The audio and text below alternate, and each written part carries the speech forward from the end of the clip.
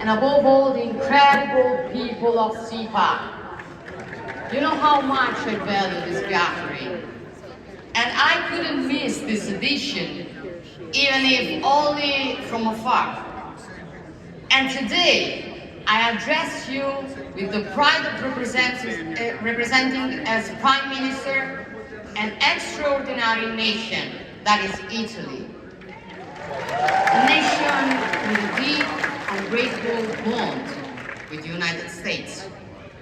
And this bond is forged by history and shared principles. And it is embodied by the countless Americans of Italian descent who for generations have contributed to America's prosperity. So to them, allow me to say thank you. Thank you for being exceptional ambassadors for Italian passion, creativity, and genius. To this incredible nation, Italy, I dedicate my full energy. Our government is tirelessly working to restore Italy's rightful place on the international stage. We are reforming, modernizing, and reclaiming our role as a global leader. We aim to build an Italy that once again amazes the world. Let me tell you, we're proving it. The mainstream propaganda machine predicted that a conservative government would have isolated Italy, deleting it from the map of the world, driving away investors, and suppressing fundamental freedoms. They were wrong. Their storytelling was fake. The reality is that Italy is thriving. Employment is at a record high, our economy is growing, our fiscal policy is back on track, and the flow of illegal migration has decreased by 60% in the last year. And most importantly, we're expanding freedom in every aspect of Italians' lives. Why? Because we conservatives do what we say. We do what is right. We fight for what we believe in. And moreover, we trust people, not fear them. Unlike the globalist elites who believe the government should educate the people, forcing them to accept policies they never asked for, we believe in democracy. We serve the people, we do not rule over them.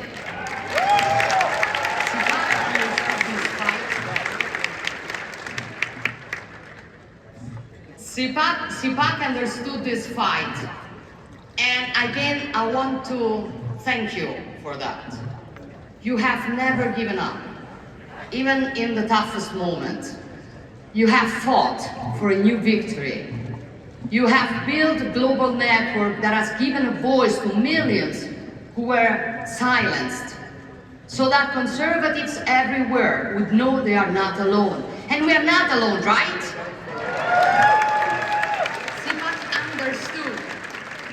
CPAC understood before many others that the political and cultural battle for conservative values is not just an American battle. It is a Western battle. Because, my friends, I still believe in the West. Not just as a geographical space, but as a civilization. A civilization born from the fusion of Greek philosophy, Roman law, and Christian values. A civilization built and defended over centuries through the genius, energy, and sacrifices of many.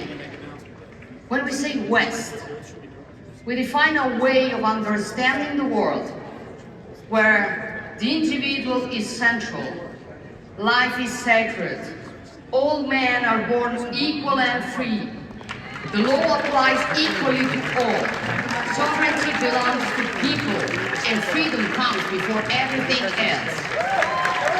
This is our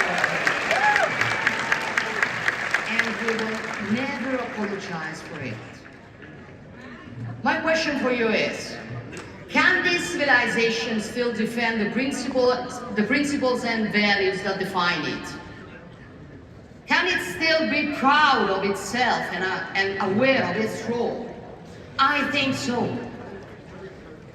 So we must say loudly and clearly to those attacking the West from the outside and those sabotaging it from within with virus of cancel culture and woke ideology, we must say to them that we will never be ashamed of who we are.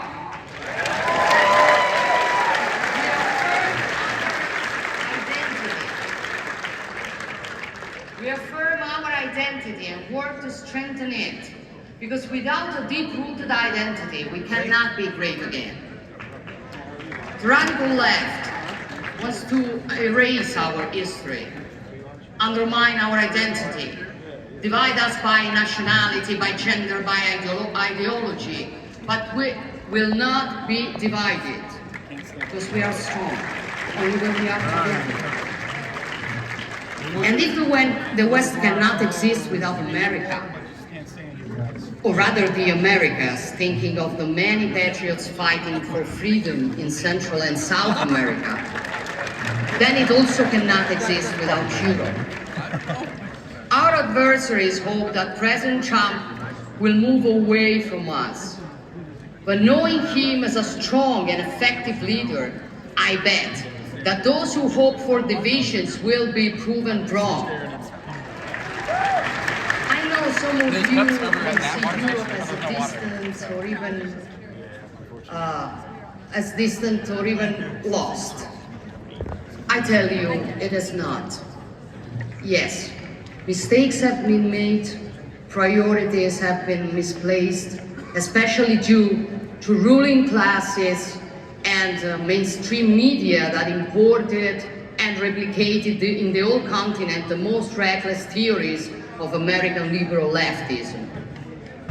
These are the same elites who were recently outraged by J.D. Vance's speech in Munich, in which the Vice President rightly stated that before discussing security, we must know what we are defending.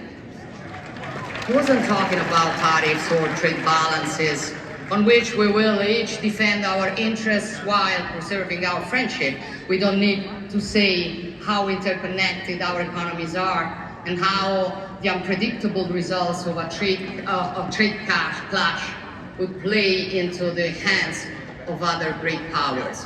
Vice President Vance was discussing something deeper: identity, democracy, freedom of speech.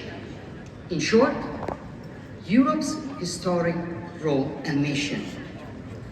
Many pretended to be outraged, calling for European pride against an American daring to lecture us. But let me tell you, as someone who is proud to be European, first, if those who were outraged had shown the same pride when Europe lost its strategic autonomy, tying its economy to autocratic regimes, or when European borders and our way of life were threatened by mass illegal migration, now we would live in a stronger Europe. Second, these ideas are not new for many of us. Great European leaders have been saying this for a long time. I've said them many times before, even from the CPAC stage, urging Europe to rediscover its true and deepest soul, which has been sacrificed on the altar of wokeness, bureaucracy, and mercantilism. These are common sense ideas, now shared by a majority of European citizens, as election results have shown. So Europe is far from lost, and it will never be lost as long as conservatives remain in the fight. There is a growing awareness in Europe that security is now the top priority. You cannot defend your freedom if you lack the means or the courage to do so. Throughout history, Europeans and Americans have shown they are hearers to Pericles' words. Happiness depends on freedom, and freedom depends on courage. We proved this when we stopped invasions, won our independences, and overthrew dictators. And we have done it together the last 3 years in Ukraine, where a proud people fight for their freedom against the brutal aggression. And we must continue today, working together for a just and lasting peace, a peace that can only be built with the contribution of all, but above all, with strong leaderships. And I know that with Donald Trump leading the United States, we will never again see the disaster we saw in Afghanistan 4 years ago.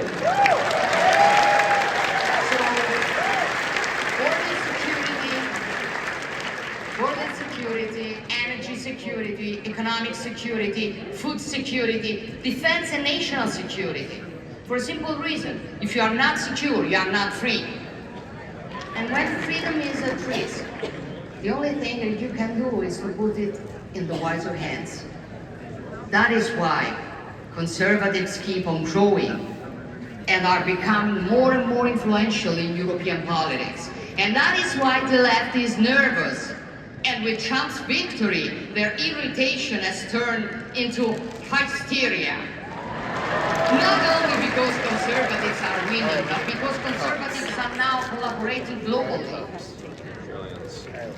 When Bill Clinton and Tony Blair created the global leftist liberal network in the 90s, they were called statesmen. Today, when Trump, Meloni, Milei, or maybe Modi talk, they are called a threat to democracy. This is the left's double standard. But we're used to it. We are used to it. And the good news is, people no longer believe in their lies. Despite all the mad and past, citizens keep voting for us. Because simply, people are not naive as the left considers them. They vote for us because we defend freedom. We love our nations. We want secure borders. We preserve businesses and citizens from the green leftist insanity. We defend family and life. We fight against wokeism. We protect our sacred right to our faith and our free speech. And we stand for common sense. So ultimately, our struggle is hard, but the choice is simple. Will we surrender to decline? Or will we fight to reverse it? Will we let our civilization fade? Or will we stand up and defend it? Will we leave our children a weaker world or a stronger one? Will we want the new generations to be ashamed of their roots? Or will we recover awareness and pride of who we are and teach it to them? I made my choice long ago, and I fight every day to honor it. And I know that I'm not alone in this battle, that you are all standing with me, that we are all standing together. And believe me, this makes all the difference. Thank you all.